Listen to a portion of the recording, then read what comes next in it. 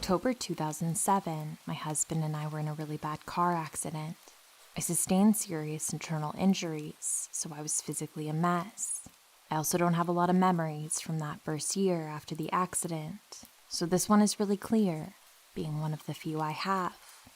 Because we pretty much lost everything financially due to the accident, my husband took a job in Kuwait, while I moved to OKC to be near my doctors. So it was pretty rough with my injuries, and we also had a 7-year-old daughter at the time, who was such a huge help to me, still is. So here I am, living in a city that I'm not familiar with injuries to my body that I honestly shouldn't have survived, and I've got to be responsible for a 7-year-old little girl. I asked my sister to come stay with me and help, and she did. After unpacking me, she really became concerned with the fact that I had a sliding glass door and no way to really brace it shut if anyone broke the lock. So she carted me off to Lowe's or Home Depot, bought a pipe, and had it cut to size. She made me keep the other half of it in my bedroom. This was a wise decision. After 4 weeks, my sister went back home, and I was left to care for my daughter on my own again, while still a physical mess who needed more surgery. But my apartment was completely unpacked. Yay! The night this happened, I've got my little girl in bed asleep. Lights are off. I've taken my meds, and I'm out cold. All of a sudden, I hear my best friend's voice yell in my ear. My name. Get up! Keep in mind, my best friend lived in Virginia at the time, and I was in Oklahoma. I was awake instantly, sat straight up in my bed, which was physically impossible for me at the time, and immediately reached out and grabbed that pipe. I had that pipe in one hand and my phone in the other and started creeping down the hallway. I peeked on my little girl, sound asleep, and eased her door shut. I continued to my front room, and that's when I heard it. Someone was trying to get my front door open. I immediately called 911 and told him what was going on. I explained to the dispatcher that I was in no physical condition to fight someone off, but I would if I needed to. I then quietly eased up to my door and peeked out the peephole and recognized the guy. This guy used to wait for me to come out of my apartment with my daughter, walk into the parking lot by my car, and then try to talk to me. I had asked management to talk to him and asked him to stop. I made it clear several times that I was not interested and was married. I saw red. You dare try and break into my home with my child? I was going to kill him. I backed up and quietly told the operator who it was, and that I was going to beat him to death. Rage and adrenaline are a heady mixture. I admit it wasn't smart. I put my phone down, still connected, and proceeded to unlock and wrench the door open at the same time I was swinging. You've never seen somebody move so fast. We were on the 2nd floor, and I don't think his feet touched until he hit the actual ground. He was gone, but in that split second of eye contact, he knew I was going to destroy him. The police never did come to my apartment that night, jerks. They sent security for our apartment complex instead. They caught the guy a few days later when he finally came back to his apartment, and then management told me they evicted him. That was the last I heard on that. Still peeved about it though. Shortly after, I had more surgery to finish repairing the damage done to my body and moved to Georgia to be near my mom. So, to the creepy guy that tried to break into my apartment, let's not meet again. To my best friend, thanks for having my back, even when I'm sleeping.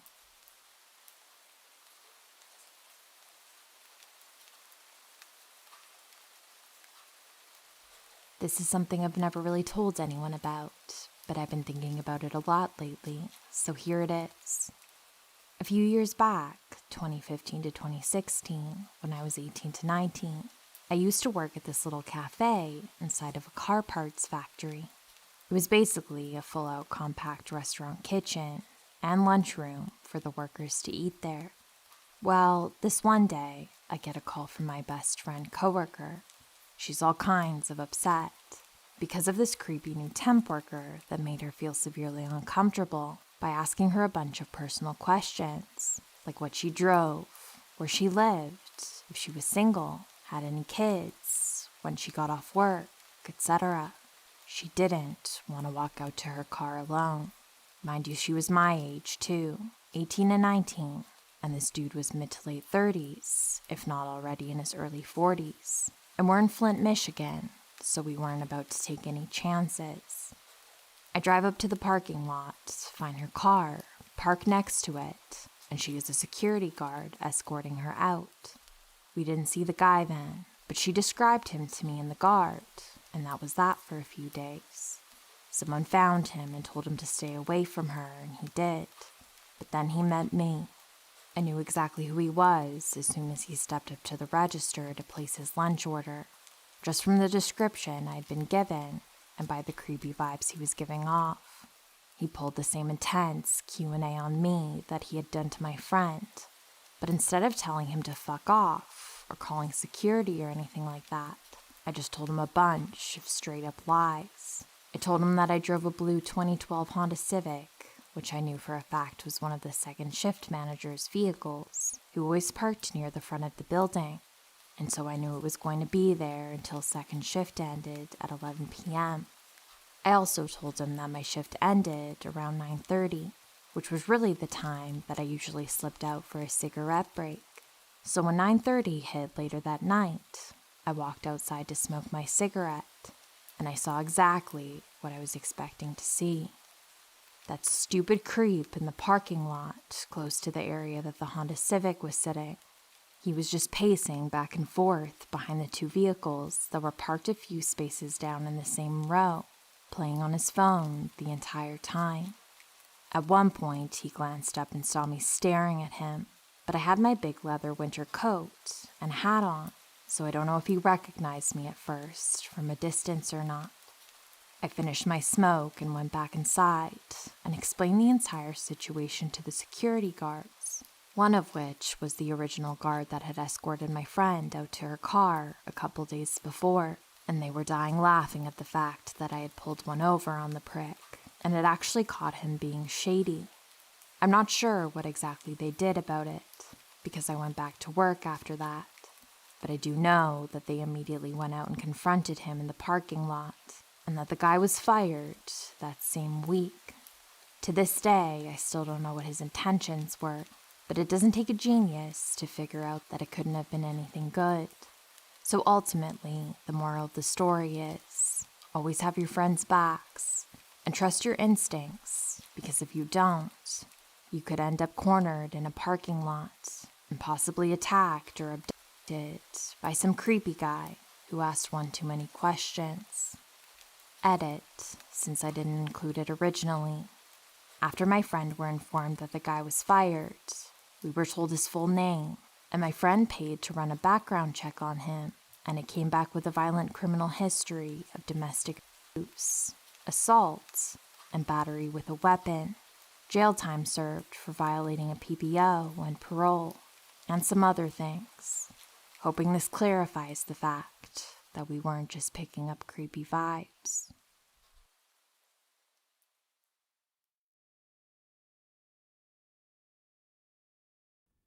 This happened around 4 months ago. I debated over whether or not I should even post it, considering for a time I wasn't sure if I was being paranoid, considering I watch a lot of true crime. Looking back now, it creeps me out to think what could have happened if I hadn't acted how I did. Yeah, sure, I could still be paranoid, but something in my gut says I'm not. I get to my back gate from a small path at the start of the creek, just off a main road. You can go the longer way around to get to my front door, but usually I just take the back gate because it's quicker. The creek is on the left side of the path, surrounded by trees. The local council has a problem with how many bats live there. The right side of the path is the backs of houses. Some have gates like mine. If you follow the main road for a bit, there's an underpass that's always covered in graffiti. It always gets painted over, only for more graffiti to appear, and the cycle continues. I was hanging out with a friend. We went on a bike ride and had a picnic before school would start back up again. It had gotten pretty dark by the time I was heading back. I went through the underpass, which in itself is a sketchy thing to do at night, especially considering I'm a 16-year-old 5'4" female. I got onto the main road and started riding in the bicycle lane and noticed all the bats in the sky. It was rather pretty, actually. I also noticed 2 cars by the curb on the other side of the road with their lights on. One of the cars was black and had tinted windows, and another was a bigger 4WD car, also black with tinted windows that had a mattress tied to the roof. I just assumed somebody was having a party or whatever and kept biking. I heard cars behind me, but that's not unusual considering it's a main road, even if it does get pretty quiet at night. They slowed down, so they were driving behind me, which was odd. I was guessing it was just because they didn't want to hit me. I mean, no one was on the other side of the road. I was in the bicycle lane. They could have overtaken me if they wanted to. I found myself biking even faster because I felt bad that I was the reason they were driving so slow. As I was thinking this, a car overtook me, but didn't speed off or anything. I remained driving at my speed just in front of me. It was then I noticed that there had been a car behind that car that was also driving at my speed, but just behind me. Needless to say, I felt pretty creeped out, being sandwiched between these 2 cars. When I realized that they were the same ones that were parked on the other side of the road earlier, the fact that they were pretty much the exact sort of car you would think of when you think of a creepy car didn't help either. I kept biking till I got to the path by the creek that I usually take to get to my back gate. I was having second thoughts, though. It was dark. Not many people take that path, and it was surrounded by trees. Not to mention how creeped out I felt by what was happening with these cars. I thought it would be best if I turned down the path because these cars would probably just keep driving. But the second I thought that, the 4WD in front of me indicated to go into the curb just up in front of the path. Nope, not happening. No way I was going down that path now, considering there was no reason someone would pull up there. There wasn't an entrance to anyone's house nearby, or anything except the darkness of the creek. I was going to go the long way around. I overtook the 4WD that had now pulled into the curb to continue along the bicycle lane the long way to my house. As I overtook the 4WD, it indicated to leave the curb. They hadn't even been there for 10 seconds. They pulled out as the car that was still behind me stopped to let them out. The 4WD went back to sandwiching me with the other car. Pretty much any remaining thought I had of this all being a coincidence went out the window. I turned up a path that goes by the main road. When the cars noticed I did this, they too indicated. By this point, my heart was beating so fast, I came up with a split-second plan. I needed to turn left at the T intersection to get to my house, but I didn't want to risk these cars knowing where I lived. So I continued going straight, pretending I wasn't going to turn. They continued also. When it was no longer possible for them to take a left, I did a quick turn and sped down my street. I heard both the cars speed off as well, and I don't think I've ever biked faster in my life. I flung open my front gates, and as I closed it behind me and my bike, I heard speeding cars approach my street from the left. I panicked and ducked down, peering through the gap in my fence. I had a sinking feeling I knew what cars would come past. Sure enough, the black 4WD, another black car, sped past.